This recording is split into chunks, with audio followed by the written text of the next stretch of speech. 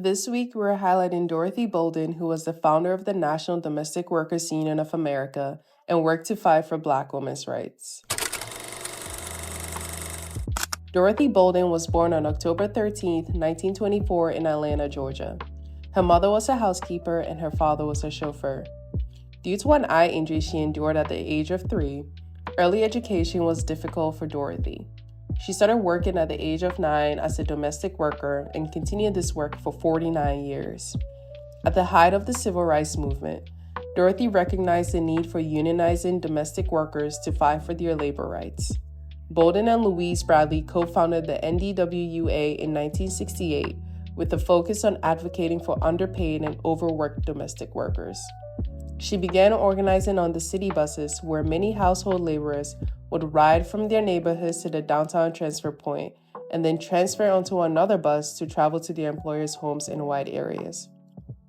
Bolden rode on the buses alongside Black women traveling to work and distributed flyers with information about upcoming NDWUA meetings.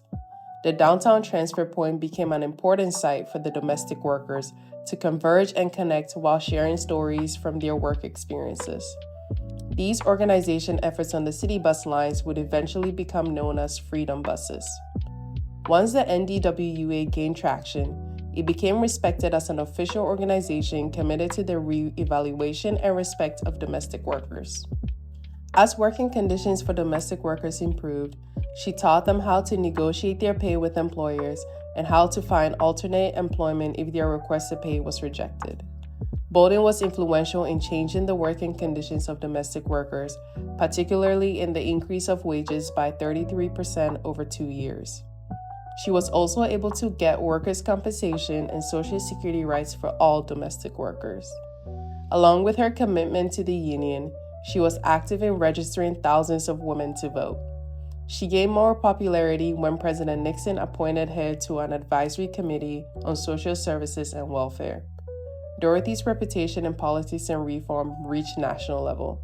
She counseled Presidents Gerald Ford, Jimmy Carter, and Ronald Reagan on workers' rights. The National Domestic Workers Union of America remained influential until Dorothy's retirement in the mid-1990s. She died on July 14, 2005 from heart complications.